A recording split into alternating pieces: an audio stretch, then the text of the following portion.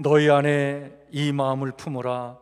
곧 그리스도 예수의 마음이니 그는 근본 하나님의 본체시나 하나님과 동등됨을 취할 것으로 여기지 아니하시고 오히려 자기를 비워 종의 형체를 가지사 사람들과 같이 되셨고 사람의 모양으로 나타나사 자기를 낮추시고 죽기까지 복종하셨으니 곧 십자가에 죽으심이라.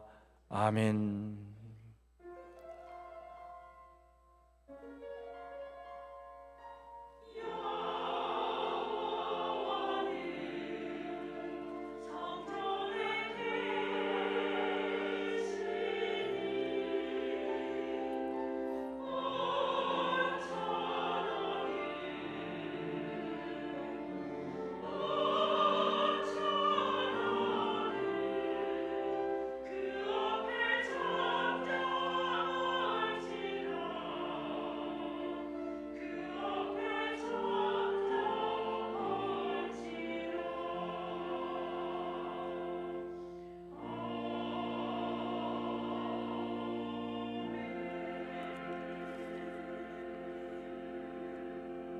나는 전능하신 아버지 하나님, 천지의 창조주를 믿습니다.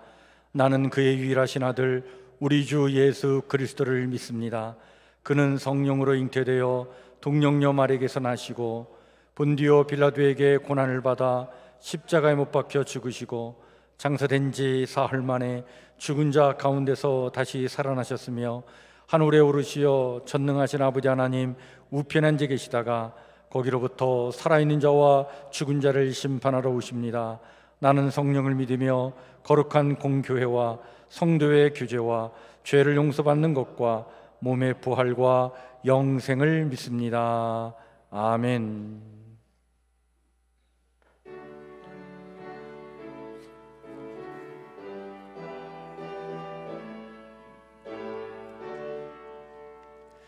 하늘에 가득 찬 영광의 하나님,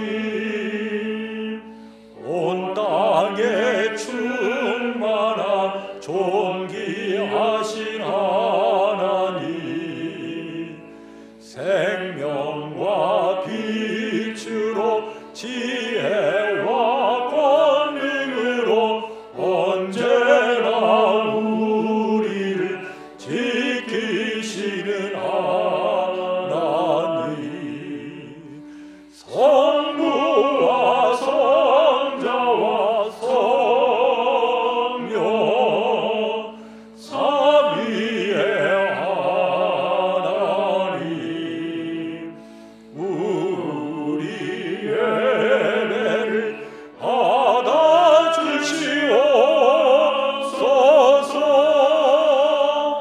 사랑이 넘치는 자비하신 하나님, 은혜가 풍성한 구원의 하나님, 자매의 심령에 평안을 주시옵고 죄악과 용서하여 주소서. 찬송과 영광과 생명 구원의 하나님, 우리 예배를 받아주시옵소서.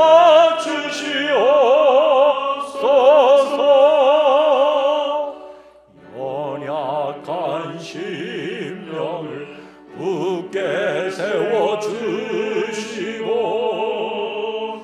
우둔한 마음을 지혜롭게 하시고 주의 뜻 받들어 참되게 살아가며 주 말씀 따라서 용감하게 하소서. 권능과 지혜와 사랑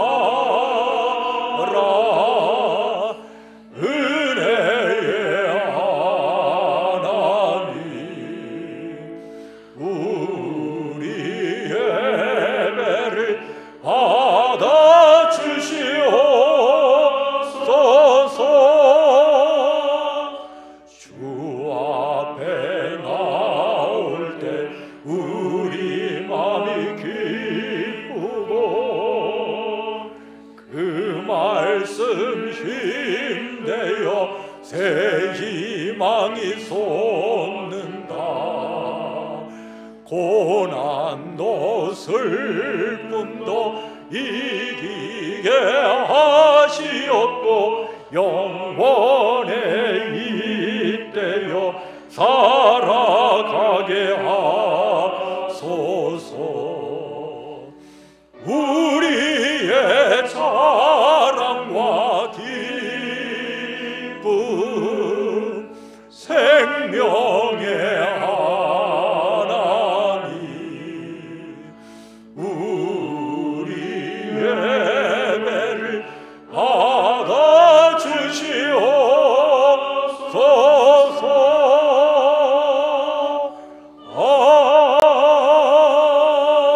아멘. 이노희 장로님 기도 인도해 주십니다.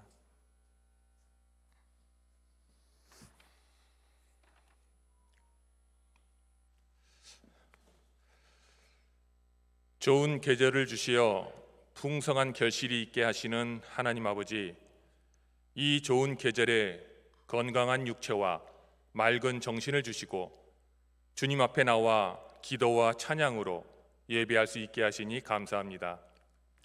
지금까지 지내온 모든 것이 주님의 크신 은혜였음을 고백합니다.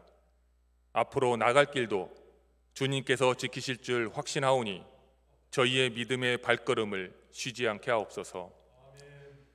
긍휼이 풍성하신 하나님, 저희는 주님의 백성이면서도 세상의 죄를 얼마나 많이 짓고 사는지 헤아릴 수조차 없습니다. 늘 자신의 육적인 욕심과 세속적 관점을 벗어나지 못하는 저희들을 불쌍히 여겨주시옵고 보혈의 피로 씻어 정결하고 거룩한 삶을 살아갈 수 있도록 인도하여 주옵소서. 은혜의 하나님, 열매 맺는 가을이지만 아직도 저희들은 주님께 드릴 열매가 없음을 고백하지 않을 수 없습니다. 헌신과 봉사에 대한 열매가 없나이다. 주님의 말씀에 대한 순종의 열매도 없나이다. 영혼 구원을 위한 전도의 열매도 없나이다. 주님, 열매 없는 무화과 나무를 저주하시던 주님의 심판이 저희들에게 임할까 두렵습니다. 삶이 힘들고 고달프다고 하여 주님의 백성으로 마땅히 해야만 할 기본 의무를 망각하는 저희들이 되지 않게 하옵시고 사도 바울과 같이 주님께 받은 사명을 잘 감당하기 위하여 조금도 부끄러워하지 아니하고 잘 달려갈 수 있는 저희들 모두가 되게 하옵소서. 추수하는 계절인 이 가을에 말씀의 열매 맺기를 원합니다. 우리 청년들이 그 말씀의 열매를 찾아 말씀 잔치를 진행 중에 있습니다. 우리 청년뿐만이 아닌 우리 성북교회 모든 성도님들이 다 같이 동참하여 말씀 잔치에서 귀한 열매를 찾기를 원합니다. 형통하기를 원하시는 하나님 아버지, 우리 교회 성도들 가운데 육신의 질병으로 인하여 고통받는 성도들이 있습니다. 그리스도의 라파의 손길로 기름 부어주시어 깨끗이 낫는 주님의 역사가 임하기를 원합니다. 또한 물질로 어려움을 겪고 있는 성도들도 있습니다. 가을 추수의 열매를 수확하여 풍성함을 누리듯이 하늘 문을 여시어 물질의 축복으로 풍성함이 가득하도록 부어주시옵소서. 오늘도 단위에 세워주신 양기현 목사님께 성령의 두루마기를 입혀주시옵소서. 영육간의 강건함으로 목사님의 입술을 통해서 듣는 말씀으로 말미암아 옷을 찢기보다는 마음을 찢는 새로운 사람으로 거듭 태어나는 우리 모두의 시간이 되게 하여 주시옵소서. 우리 교회의 목회자와 모든 제작자들에게 능력에 능력을 더하여 주시옵고 보이지 않는 곳에서 봉사하며 수고하는 손길 위에 축복을 주시고 찬양하는 입술에 복을 내려 주시옵소서. 이 모든 말씀을 우리 주 예수 그리스도의 이름으로 기도합니다.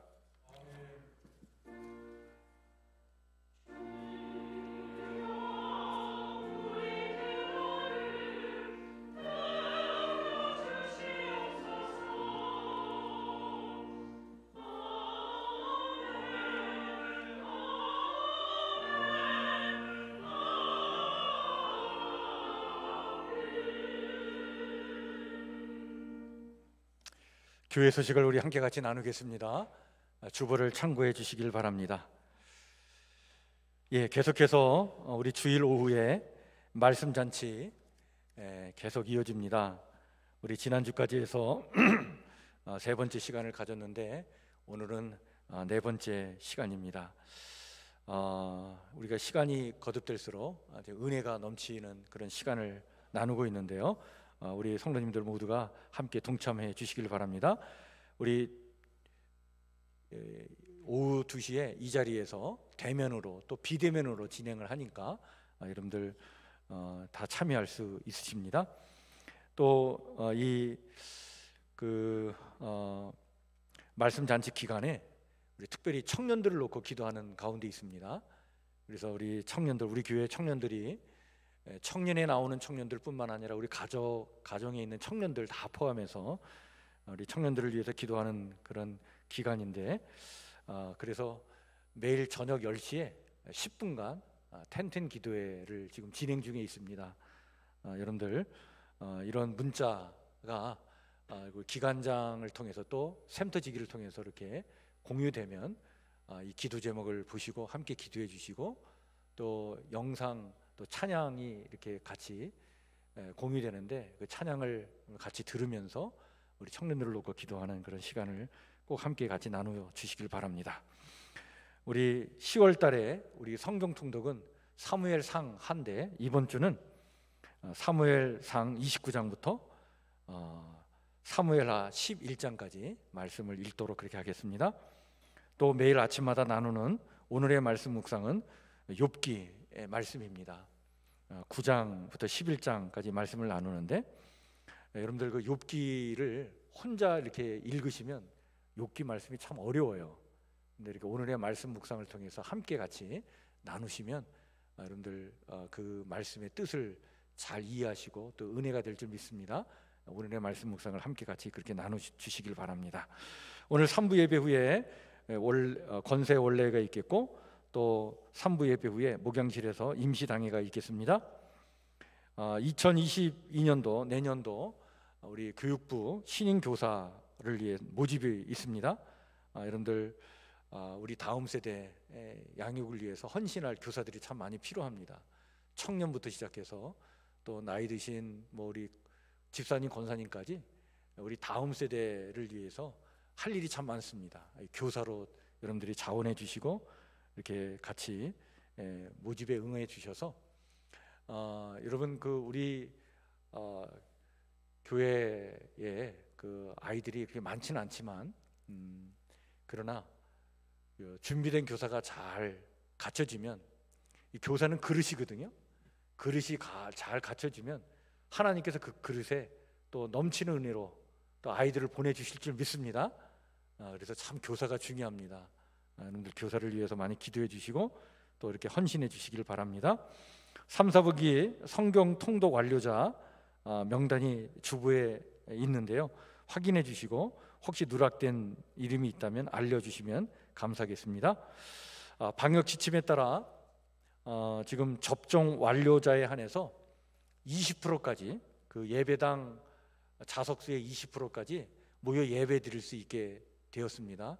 그래서 우리 교회 같은 경우에는 70명까지 예배를 드릴 수 있기 때문에 1부, 2부, 3부 다, 그래서 여러분들 그렇게 모여서 예배 드릴 수 있다 이렇게 알아두시고요. 이제 11월 달부터는 정부에서 위드 코로나를 이제 발표를 하고 이렇게 점진적으로 일상의 삶으로 돌아갈 수 있도록 아마 계획을 세우는 것 같습니다. 그것과 발맞춰서 우리 교회도 이제 모든 예배, 또 소그룹 모임, 또 기도, 이런 모든 것들이 잘 회복될 수 있도록 여러분들이 지금부터 기도하시고 마음의 준비를 잘 해주시기를 바랍니다. 우리 유연순 집사님 장례식이 지난 주일에 있었습니다. 우리 집사님 그 장례식에 같이 기도로 또 이렇게 참여해 주시고 또 먼 길 함께 동행해 주신 분들 감사드리고요. 우리 그 유족들 위해서 여러분들 기도해 주시면 감사하겠습니다. 오늘 우리 함께 같이 나눌 하나님의 말씀은 구약성경 434쪽 사무엘상 16장 7절입니다.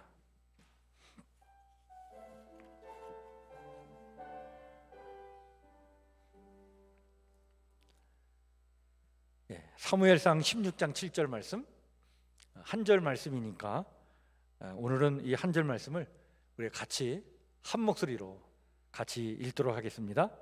사무엘상 16장 7절 같이 읽겠습니다. 시작. 여호와께서 사무엘에게 이르시되 그의 용모와 키를 보지 말라. 내가 이미 그를 버렸노라. 내가 보는 것은 사람과 같지 아니하니 사람은 외모를 보거니와 나 여호와는 중심을 보느니라 하시더라. 아멘.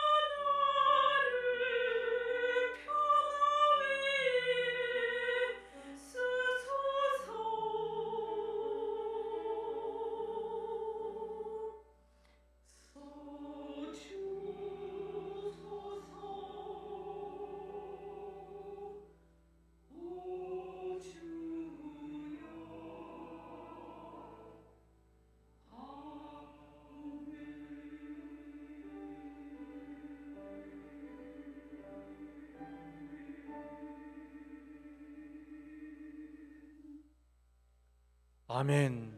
우리 박수로 하나님께 영광 올려드립시다. 감사합니다. 오늘 사무엘상 16장 7절 말씀을 우리가 함께 읽었는데요, 오늘 이 말씀을 가지고 하나님은 중심을 보십니다 라고 하는 제목의 말씀을 나누고자 합니다. 지금 우리나라는 대통령을 새로 뽑기 위해서 지금 준비를 좀 한창 하고 있는 그런 과정에 있습니다.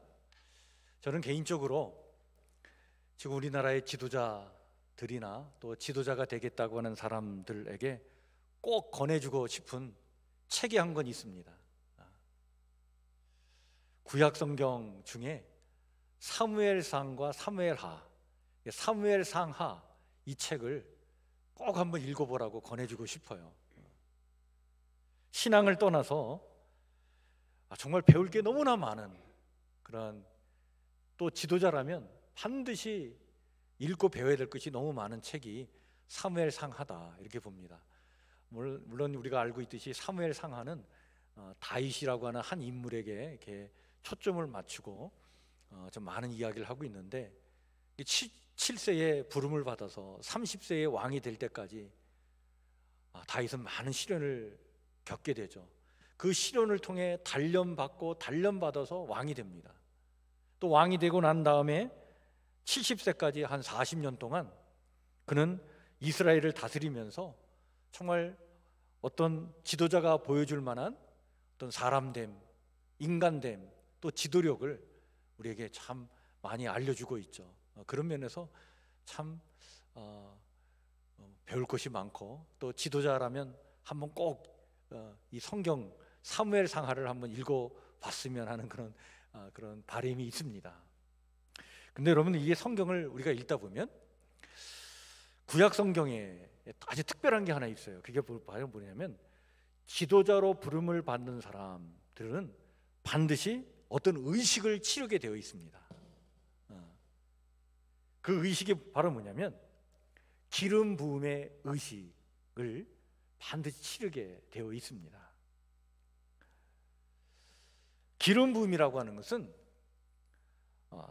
사물이나 또 사람에게, 특히 이제 사람의 머리나 몸에 이렇게 기름을 바르거나 붓는 그런 의식인데, 이 기름 부음을 하고 나면 어떤 사물이나 사람이 이제 더 이상 이 세상의 것이 아니라 이제 하나님의 것이 되고, 하나님의 뜻을 이루는 삶을 살아야 되고, 또 하나님의 영광을 위해서 쓰임받는 그러한 사물과 사람이 되어야 된다라고 하는 것을, 그거를 아주 이 기름 부음의 의식을 통해 공개적으로 알리고, 또 그러한 삶을 살도록 하는 의식이 이 기름 부음의 의식이었다, 이렇게 우리가 알 수 있습니다. 여러분, 이 의식이 처음 등장하게 된 것은 창세기 28장에 보면 야곱이요, 형 에서를 피해가지고 아버지 집을 떠나서 그 하란에 있는 삼촌 라반의 집으로 도망하게 될 때, 그때 길을 가다가 베델이라고 하는 곳에 그가 머물러서 하루를 자게 되지 않습니까? 하룻밤을 자는데 돌베개를 베고 자다가 그 꿈속에서 하나님을 만나요.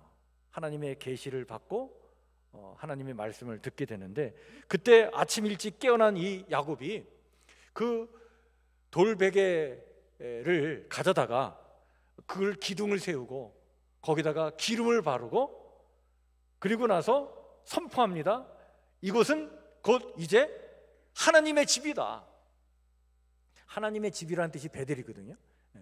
이곳은 이제 하나님께서 쓰시는 하나님의 거룩한 장소, 하나님의 집이다. 그것을 선포하고 기름을 붓는 행위를 하죠. 성경에 처음 기름 부음의 행위가 그때 시작이 됩니다. 후에는요, 하나님께서 모세에게 그 기름 부음의 의식을 위해서 기름을 어떻게 만들어야 될 것인지 그것을 또 자세하게 알려주시고, 그렇게 만든 기름을 어떻게 사용해야 하는지를 또 일러주시죠. 그 말씀이 여러분들 출애굽기 30장에 나와 있는 것을 우리가 봅니다.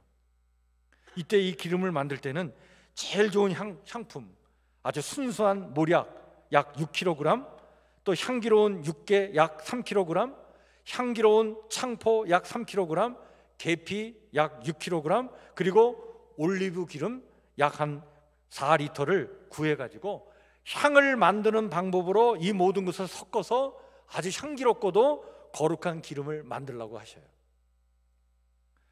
자, 이렇게 만든 기름을 가지고 이제 성막과 그리고 법궤와 또 성막 안에 제사 때 쓰이는 모든 기구에다가 다 기름을 바르라고 하십니다. 그리고 제사를 집례할 제사장이 되는 아론과 아론들의 아들들에게도 이 기름을 발라서 그들을 거룩하게 하고 이제 그들의 소유가 하나님인 것을 인정하게끔 하고 하나님의 뜻대로 쓰임받는 사람, 또 쓰임받는 그 도구가 되도록 하라라고 그렇게 기름을 바르게 하시죠. 여러분, 이런 의미에서 보면 기름을 붓는 일이라고 하는 것은 무엇을 의미하느냐? 그건 하나님의 특별한 소유로 구별되는 것을 말합니다. 또 하나님으로부터 신적 권위를 부여받는 것을 말하는 것이고, 더 나아가 하나님에게서 특별한 책무를 부여받는 것, 그것이 바로 뭐냐? 기름 붓는 일이다. 이렇게 성경은 말씀해 주고 있죠. 따라서 구약 성경 시대에 이 기름 부음을 받는 부류의 사람이 세 부류가 나오는데 바로 제사장, 선지자, 왕이었던 것을 우리가 알게 됩니다. 자, 이 기름 부음이 후에는요, 여러분 이것이 어떻게 개념이 발전되냐면 기름 부음을 받은 사람, 기름 부음을 받은 자가 이게 메시아가 돼요. 그리고 그리스도가 됩니다.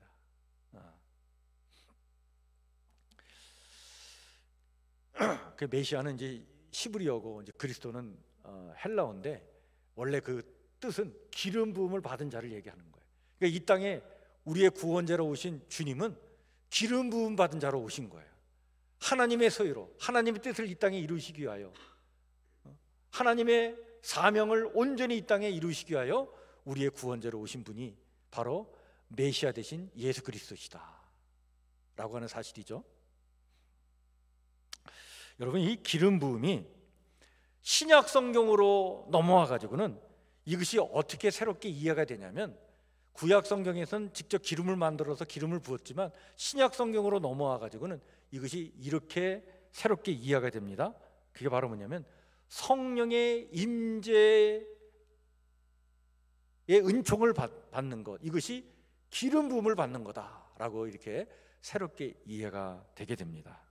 그래서 초대교회 성도들은요, 정말 성령의 충만한 임재 안에 거하여서 그 성령의 충만한 은혜 가운데 거하는 것, 이거를 기름 부음을 받는 것으로 이해했고 이것을 매우 중요하게 여겼어요.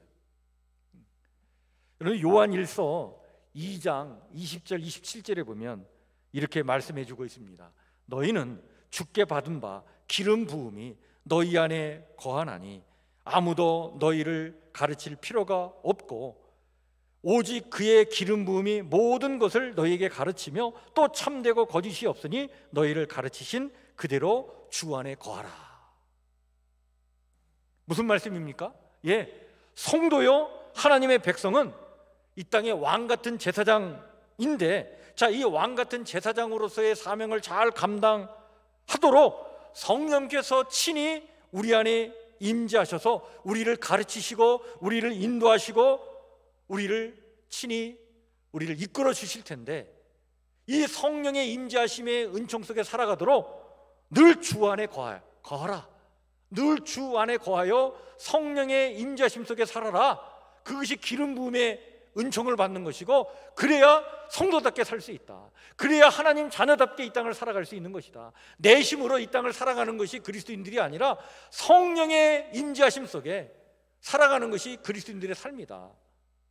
이렇게 가르침을 주었고, 초대교회는 이 가르침을 매우 중요하게 여겼고, 오늘날도 교회는 이 가르침을 매우 중요하게 여기고 있습니다.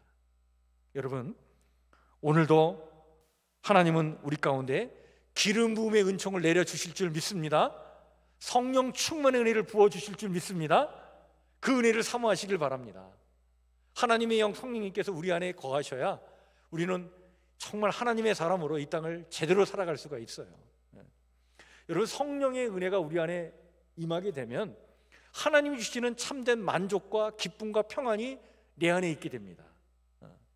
내가 이 세상 것 그렇게 막 많이 누리지 못해도 이 세상 것 많이 갖고 소유하지 못한다 할지라도 그것 때문에 연연하지 않고 하나님이 주신 기쁨, 평안을 가지고 정말 참된 만족 속에 하나님 부어주시는 그 생명의 충만함 속에 이 땅을 살아갈 수가 있는 거예요. 근데 성령께서 우리 안에 거하지 않으시면 우리는 늘 불만족스러워요. 그래서 불평하고 원망하고 그리고 조금 어려움을 당하면 그냥 우리가 그것 때문에 염려하고 걱정하고 두려움에 사로잡히고 불안에 떨고 살아가는데, 근데 성령께서 우리 안에 거하시면 이 모든 것들을 이겨내고 참된 평안과 기쁨과 능력 가운데 살아갈 수 있게 되는 것이죠. 그게 성도의 삶인 것을 성경이 우리에게 말씀해 주고 있는 것입니다. 따라서 하나님께서 오늘도 우리에게 부어주시는 이 성령의 기름 부음의 은혜, 성령께서 우리 안에 내주하셔서 우리의 삶을 축복하시는 그 은혜를 사모하고 이 땅을 살아가는 것, 이게 얼마나 소중하고 값진 일인가. 자, 그런데 여러분, 구약 성경을 가만히 살펴보면 이렇게 기름 부음의 은혜를 받을 때, 기름 부음의 은총을 이렇게 받을 때 이게 아무나 기름을 부어주지 않습니다. 뭔가 삶의 태도가 분명한 게 뭔가 있어야 돼요. 그게 뭐냐면, 성경은 이걸 매우 중요하게 여기는데, 내 삶을 통해 하나님의 주권을 드러내기를 바라는 사람, 내 삶을 통해 하나님의 다스림과 통치가 이루어지기를 소망하는 사람, 그런 하나님의 주권이 드러나기를 바라는 사람, 그런 삶의 태도를 가지고 있는 사람에게 하나님께 기름 부음의 은혜를 허락해 주셔요. 그런 사람만이 지도자가 되게 하셨어요.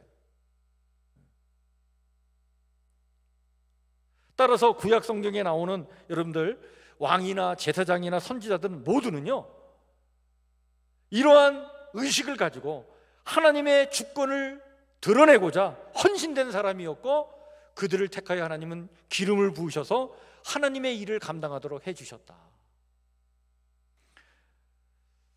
여러분, 우리가 지난 주일날 사울에 대한 이야기를 말씀을 통해서 같이 나눴는데, 여러분, 사울이 실패한 왕이 되잖아요. 왜 실패했을까? 사울도 왕이 될 때 처음 기름 부음을 받았어요. 사울이 처음 기름 부음을 받을 때는 하나님께서 그렇게 사울에게 그냥 기름 부음을 준 게 아니라, 사울에게, 그 젊은 사울이 정말 하나님의 주권을 인정해드리고 하나님을 내 인생의 주인으로 모시고 살아가기를 바라는 그 마음이 있었기 때문에 하나님께서 그에게 기름 부음의 은혜를 부어주신 거예요. 그런데 어느 순간부터 사울이 그 주권을 하나님께 드리지 아니하고 하나님의 주권을 드러내기를 바라는 게 아니라 자기의 주권을 드러내기를 원했던 거예요. 자기가 주인이 되어서 자기가 이루는 자기의 나라를 만들기를 원했던 거예요.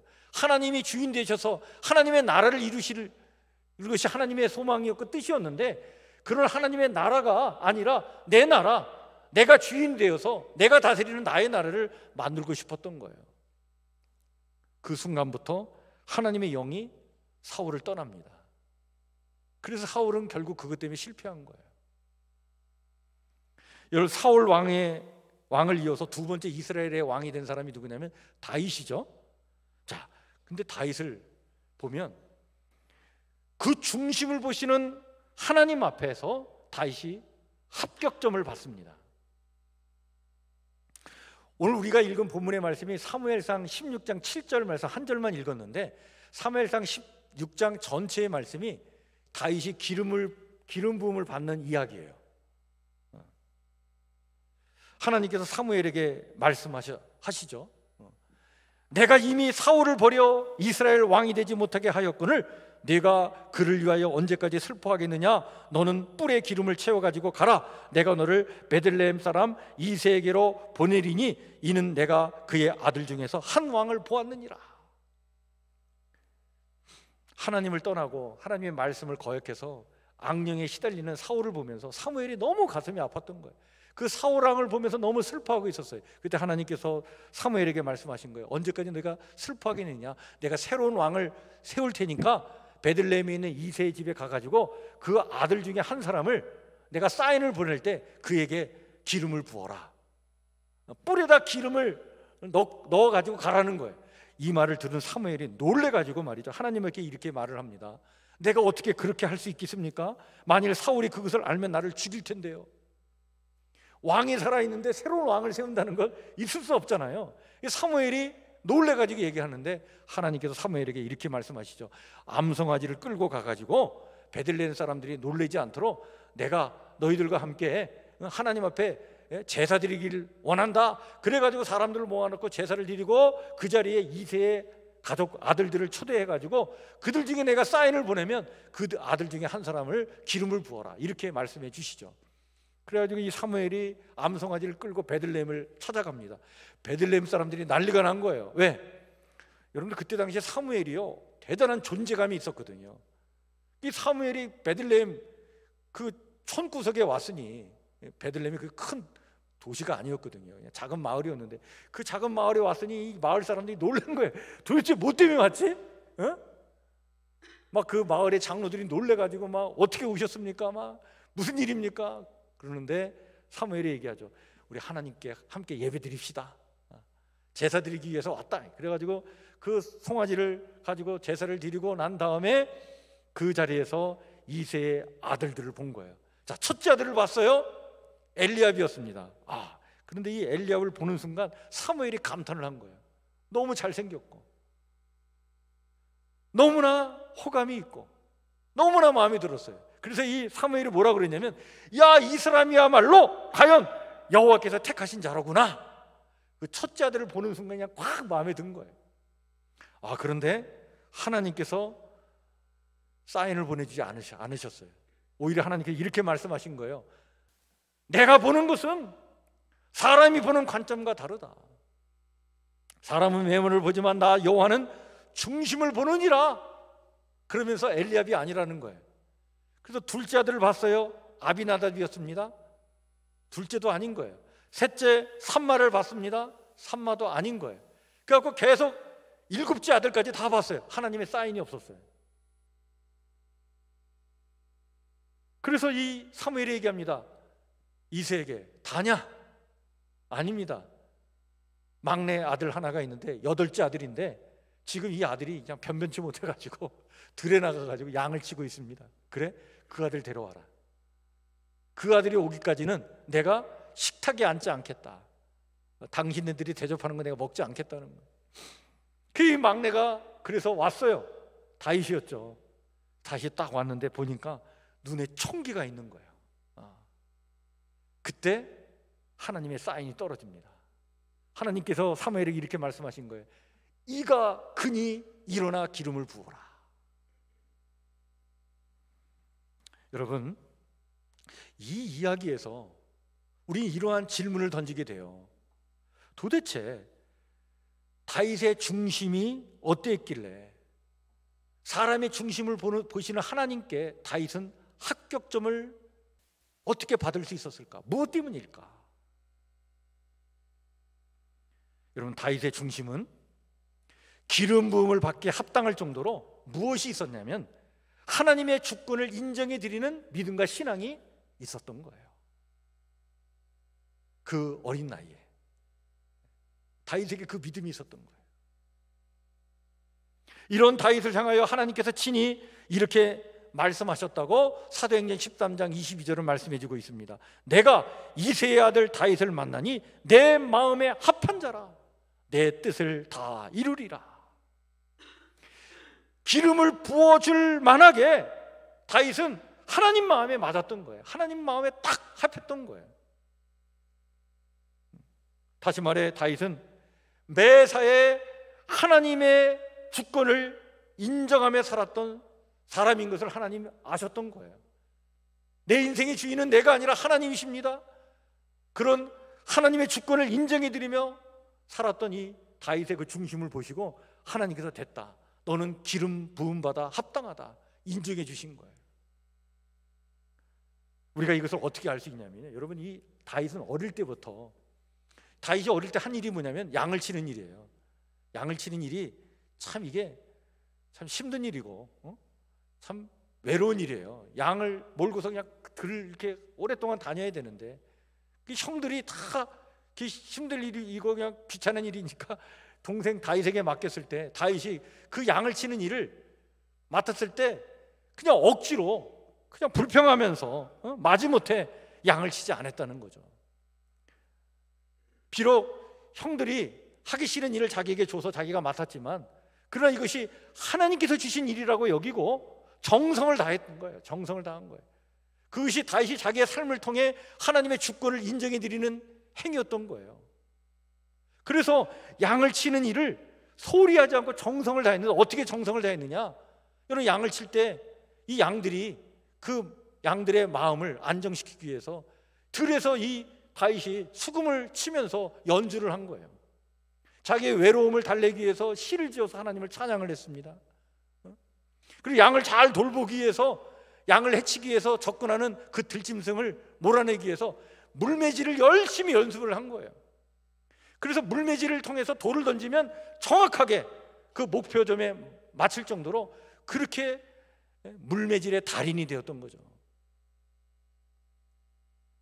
자기에게 주어진 일, 지금 자기에게 주어진 이 상황, 이 모든 여건이 다 하나님께서 허락하신 것이고, 하나님께서 지금 주관하시고, 하나님께서 나의 삶을 인도하신다라고 하는 그 하나님의 주권을 인정해 드리는 그 신앙의 고백으로 그 시간을 보낸 거예요. 하나님께서 그것을 복되게 하셔서 결국에는 어떻게 하나님께서 다윗을 쓰십니까? 사울이 악령이 들어가지고 막 오락가락할 때 그 신하들이 이 사울을 치료하기 위해서 음악 치료가 필요하다. 그래서 음악을 연주하면서 뭔가 이렇게 해서 그 마음의 안정을 시킬 사람이 필요한데, 보니까 다윗이라고 하는 이 젊은이가 있는데 그렇게 음악을 잘 연주하고, 그가 음악을 연주하면 들에 있는 양까지도 마음의 안정을 취하니 사울 왕의 마음도 안정을 취할 수 있을 것이다. 그래가지고 총거해가지고 다윗이 어린 나이에 그 왕궁의 음악사로 그가 부름을 받은 거 아니겠습니까? 결국에는 그 물매질로 골리앗을 한 방에 물리치잖아요. 여러분, 이 다윗이 골리앗과 싸움을 할 때도 그 싸움의 자리에서 다윗은 하나님의 주권을 인정해 드리고 하나님의 주권을 드러내도록 한 사람이 다윗이에요. 그리고 이때 이스라엘과 블레셋이 전쟁을 치르기 위해서 엘라 골짜기라는 골짜기에 모이게 됐습니다. 두 진영이 딱 그 엘라 골짜기에 이제 싸움하려고 딱 모였는데, 그 엘라 골짜기에서 그냥 사람들을 압도한 사람이 누구냐? 골리앗이었어요. 골리앗이 다 주목을 받은 거예요.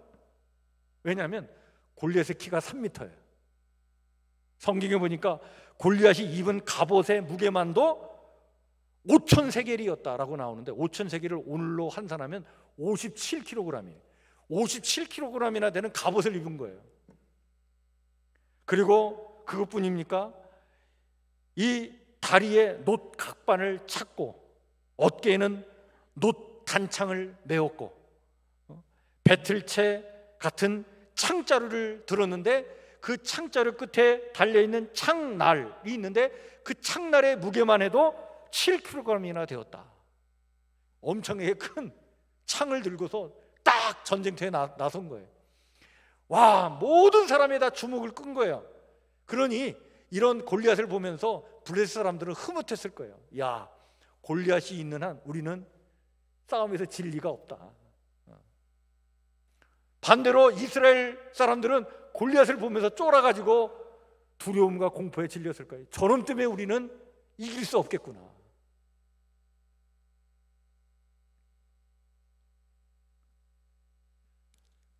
바로 그 자리에서 이스라엘 왕 사울은요, 어떠한 조치를 취할 수 없었어요. 무엇을 어떻게 해야 될지 알 바를 알 수가 없었어요. 할 바를 몰랐어요. 왜? 이 골리앗을 물리칠 수 있는 어떤 능력이 없었거든요. 그래서 이 왕으로서 할 수 있는 일을 뭐라고 얘기하냐면, 그 병사들에게 저 골리앗을 물리치는 자에게 내가 재산을 주고 세금을 면해주고 그리고 내 딸을 주어서 내 부마로 삼겠다, 그런 약속만을 전해주죠. 근데 누구 하나 나서질 않는 거예요. 그런데 그 엘라 골짜기에 누가 오게 되냐면 다시 오게 된 거예요. 다시 아버지의 심부름을 갖고 왔는데 그 전쟁터에 있는 자기 형들 안부를 확인하기 위해서 온 거예요. 근데 이 엘라 골짜기에 도착해서 보니까 이 골리앗이 말이죠, 막 호통을 치면서 이스라엘 병사들을 막 무시하고 이스라엘 사람들이 섬기는 하나님을 막 모욕을 하는데 그 소리를 들었던 이 다윗이 정말 그 자리에 그냥 있을 수 없었던 거예요. 하나님의 주권을 저렇게 무시하는 저 골리앗을 내가 그냥 놔둘 수 없겠구나. 그래서 그 싸움에 뛰어들잖아요. 뭐 갑옷도 입지 않고 평상시에 그냥 입었던, 양을 칠 때 입었던 그 모습 그대로, 또 양을 칠 때 들었던 막대기 하나 들고, 그리고 물매질을 했던 그 물매와 그리고 돌 5개를 들고 그냥 엘라 골짜기를 뛰어든 거예요. 그 순간 여러분, 다윗은 그 엘라 골짜기에 모여있는 모든 사람들은 다 골리앗을 주목하고 골리앗에 압도당하여 골리앗만을 바라봤는데, 다윗은 그 순간 골리앗 대신 누구를 바라봤습니까? 하나님만 바라본 거예요. 하나님만 바라보고 나가는데, 이 골리앗이요, 다윗을 바라보면서 이런 얘기를 하지 않습니까? 자기를 향해 다가오는 다윗을 향해 이렇게 무시하죠. 네가 나를 개로 여기고 막대기를 가지고 내게 나왔느냐? 내게로 오라. 내가 내 살을 공중의 새들과 들짐승들에게 주리라. 호통을 쳤는데, 근데 다윗이 이 말을 듣고, 이 골리앗의 이 말을 듣고 쫄질 않는 거예요. 오히려 더 강한 기세로 골리앗을 향해 나아가면서 이렇게 외치지 않습니까? 너는 칼과 창과 단창으로 내게 나오지만 나는 만군의 여호와의 이름, 곧 내가 모욕하는 이스라엘 군대의 하나님의 이름으로 내게 나아가노라. 오늘 여호와께서 너를 내 손에 넘기시리니 내가 너를 쳐서 내 목을 베고 블레셋 군대의 시체를 오늘 공중의 새와 땅의 들짐승에게 주어 온 땅으로 이스라엘의 하나님이 계신 줄을 알게 하겠고, 또 여호와의 구원하심이 칼과 창에 있지 아니함을 이 무리에게 알게 하리라. 전쟁은 여호와께 속한 것인즉 그가 너희를 우리 손에 넘기시리라. 이렇게 외치면서 당당하게 나가잖아요. 그리고는 이 다윗이 골리앗을 향해 달려가면서 물매질을 하는데, 그냥 돌 하나를 놓고 확 돌려서 던지는데 이 돌이 정확하게 날려가 가지고 그 완전무장을 하고 있던 이 골리앗의 이마에 가서 맞은 거예요. 골리앗은 그 자리에 고꾸라졌죠. 이것으로 싸움이 끝나버리고 맙니다. 다윗이 달려가 가지고 골리앗의 칼을 뽑아 가지고 그걸 칼로 다 골리앗을 내려치지 않습니까? 여러분, 이 다윗과 골리앗의 싸움은 누가 보아도 참 통쾌하기 그지없어요. 이 다윗과 골리앗 이야기를 통해 성경은 오늘 우리에게 어떤 말씀을 하고 있는 것입니까? 왜 다윗은 골리앗에 압도당하지 않았을까? 다들 골리앗에 압도당하여 다 골리앗만을 바라보고 떨고 있었는데 유독 왜 다윗만은 예였을까? 이유가 있다. 뭡니까? 다윗은 골리앗 보지 않고 누굴 본 거예요? 하나님만 바라본 거예요. 하나님만. 여러분, 하나님만 바라봤다는 것은 하나님의 주권을 인정하고 하나님의 주인 되심을 인정해드리고 그걸 믿고 의지했다는 거예요. 따라서 골리앗 앞에서 여호와의 구원하심이 칼과 창에 있지 아니함을 이 무리에게 알게 하리라. 전쟁은 여호와께 속한 것인즉 그가 너희를 우리 손에서 넘기시리라 라고 외쳤던 것은, 지금 이 전쟁터의 대세가 너희들은 골리앗이라고 생각하는데 그렇지 않다. 이 전쟁터의 대세는 누구에게 있느냐? 하나님께 있단 말이야. 왜? 전쟁은 하나님께 속했으니까. 따라서 싸움의 승패는 칼과 창에 있는 것이 아니라 하나님께 있단 말이지.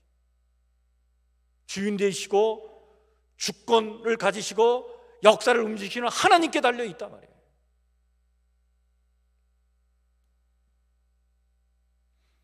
다윗이 기름 부음을 받기에 합당하고 하나님 마음에 합한 자가 되었던 것은 이렇게 언제나 하나님의 주권을 인정하였고 끝까지 하나님의 주권을 드러내고자 했기 때문이었다 라고 하는 사실이죠.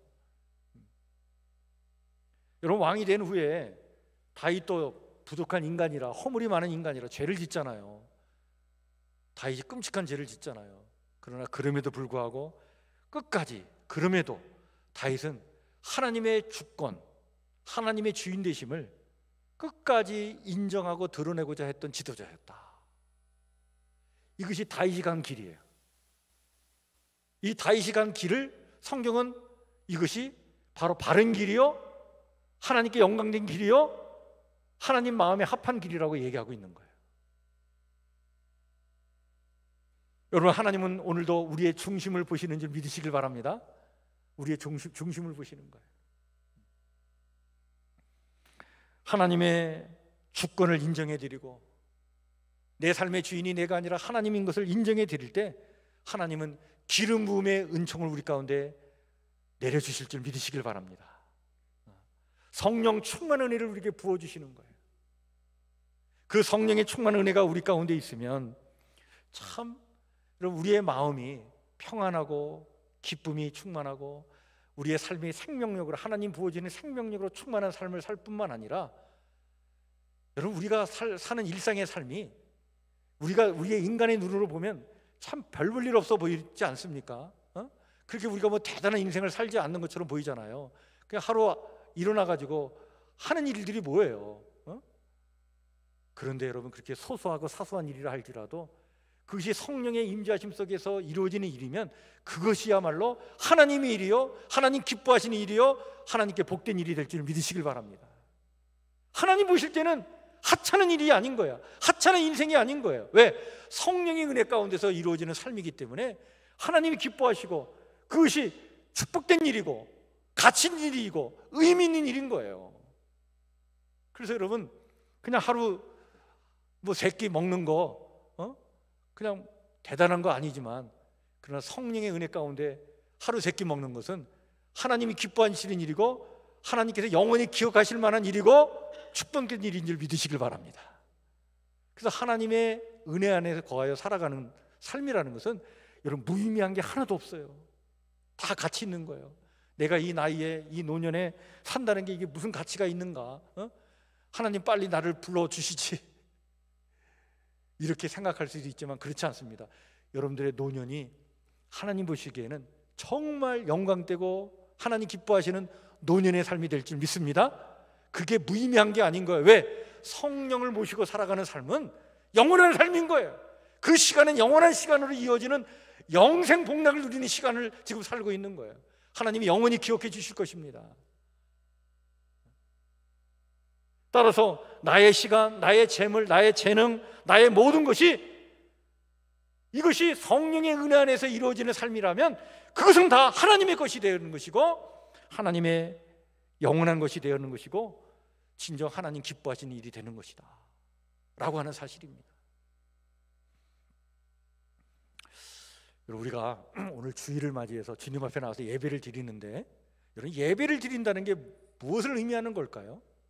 여러분, 예배를 드린다는 이 행위는 뭘 의미하는 걸까요? 그것은 이 예배 시간에 나와가지고 내 인생의 주인이 내가 아니라 하나님이십니다 라고 하는 것을 인정해 드리는 거예요. 하나님의 주인됨을 고백하는 거예요. 하나님의 주권을 인정하고 드러내는 행위가 예배 행위예요. 따라서 여러분이 이 예배 시간에 그러한 믿음을 가지고 이 자리에 나와 예배 드린다면 하나님께서 이 예배 시간에 우리에게 성령의 임재하심의 기름 부음의 은총을 우리 가운데 내려주실 줄 믿으시길 바랍니다. 그래서 예배가 참으로 복된 거예요. 여러분, 예배가 얼마나 소중한 것입니까? 우리가 이런 마음으로 예배를 드리며 성령께서 우리 안에 거하시는 거예요. 임재하시는 거예요. 그 성령의 은혜가 우리 안에 임하시면요, 정말 하나님이 주신 힘과 생명력 우리 안에 넘쳐요. 그걸 가지고 우리가 이 세상을 능히 승리하며 살아갈 수 있는 거예요. 오늘 하나님의 주인 되심과 주권을 인정해드리고 예배를 드릴 때 성령의 기름 부음의 은혜가 우리 가운데 임하시면서 동시에 하나님께서 오늘 우리에게 이렇게 말씀하십니다. 나는 너를 택했다. 너는 내 것이다. 너의 모든 일이 거룩한 것이 되도록 내가 구별했다. 이제 내가 하는 모든 일은 나의 일이 될 것이다. 너는 그 일을 할 수 있다. 내가 하게 하겠다. 그리고 궁극적으로는 그 일을 통해 나를 나타내겠다. 너는 너의 일 때문에 두려워하거나 겁먹지 말고, 너무 조급해하지 말고 담대하며 힘있게 일을 행하라. 내가 너와 함께 하겠다. 너의 모든 일을 통해 나의 통치와 다스림을 드러내겠다. 너의 일을 통해 하나님의 나라가 이루어지도록 너의 일은 나의 일이 될 것이다. 할렐루야. 오늘 우리에게 주시는 말씀입니다. 여러분, 이 말씀, 이 음성을 마음에 깊이 새기면서 정말 성령님의 임재하심 속에 또 한 주간을 힘차게 출발하시고 하나님의 은혜와 능력 안에서 또 멋지게 또 하루하루 한 주간을 살아가시길 바랍니다. 여러분, 우리가 이렇게 살아가는 한 우리는 흔들리지 않습니다. 이 세상의 일 때문에 힘겨워하거나 좌절하거나 절망하지 않을 것입니다. 골리앗 보지 않고 끝까지 하나님 바라보며 하나님의 주권을 인정해 나갈 때 하나님께서 승리의 삶을 살도록 우리와 함께 해주실 줄 믿습니다. 우리 사랑하는 성북교회 성도들 모두가 이렇게 멋지게 승리의 삶을 살아가는 삶이 되시기를 다시 한번 주의 이름으로 간절히 축원해 드립니다. 오늘 주신 말씀을 마음에 새기면서 우리 찬송가 445장 같이 찬양 부르겠습니다.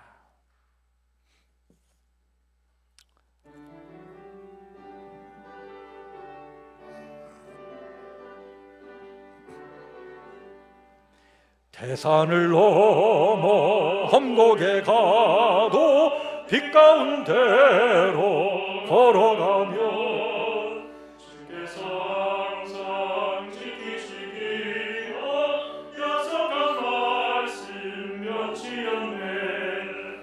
하늘의 영광 나의 맘속에 차고도 넘쳐 할렐루야를 힘차게 불러 영원히 주를 찬양하리. 캄캄한 밤에 다닐지라도 주께서 나의 길 되시고 나에게 밝은 빛이 되시니 길 잃어버릴 염려 없네. 하늘의 영광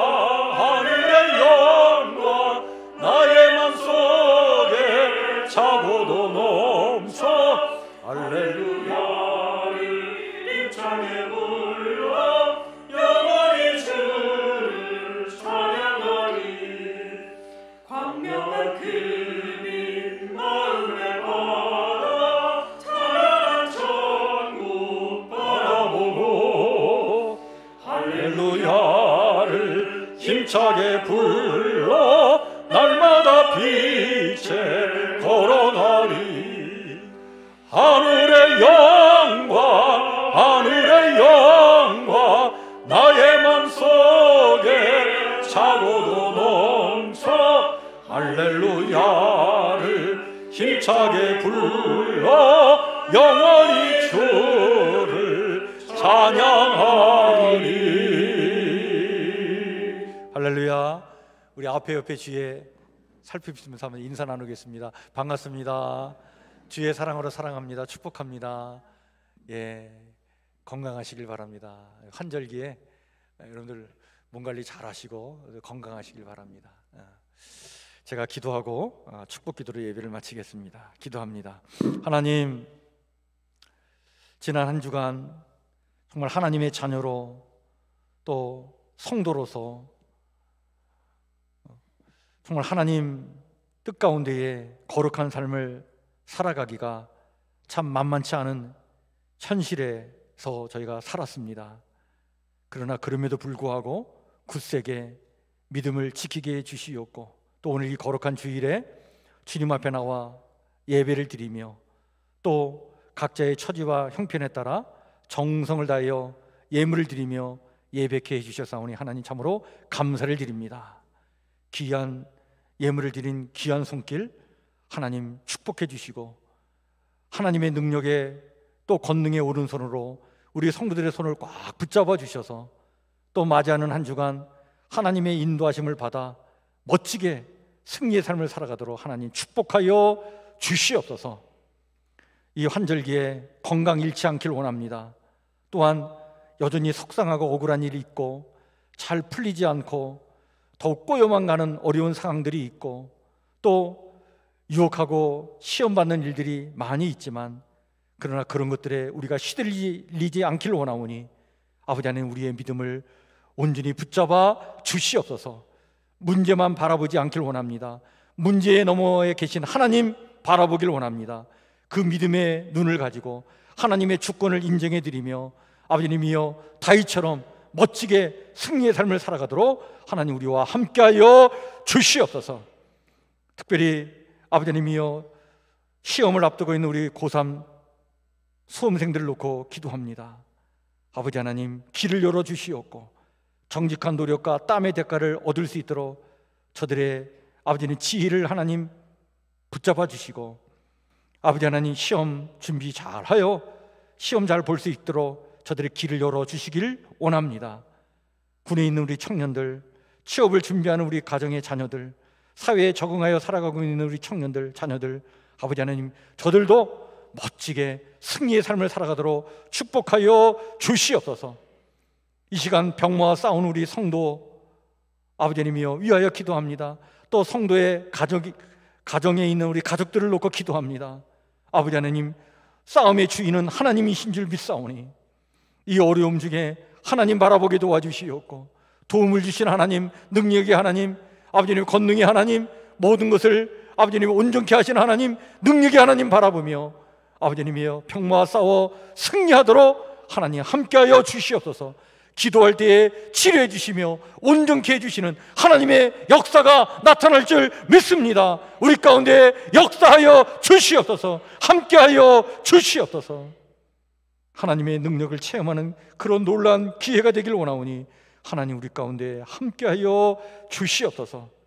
언제나 중심을 보신 하나님, 어떤 상황 속에서도 하나님의 주권을 인정해드리며 하나님의 다스림과 통치 안에서 살아가기를 소망하는 성도들을 성령의 은혜와 능력으로 지켜주시며 복되게 해주시는 주의 넘치는 은혜가 우리 성도들의 삶 가운데 임하기를 간절히 소망하오며 이제는 우리 주 예수 그리스도의 은혜와 하나님 우리 아버지의 무한하신 사랑과 성령님의 교통하심의 은총이 오늘 마음과 뜻과 정성을 다해 예배를 드리는 우리 사랑하는 성북교회 성도들 머리 위에 성도들이 사랑하는 가족과 이웃들을 위해 그리고 이 어려운 시대에 신실하게 믿음과 소망과 사랑 안에서 살아가는 우리 성북의 모든 가족들 위해 영원토록 함께하옵시기를 간절히 축복하며 기도하옵나이다. 아멘.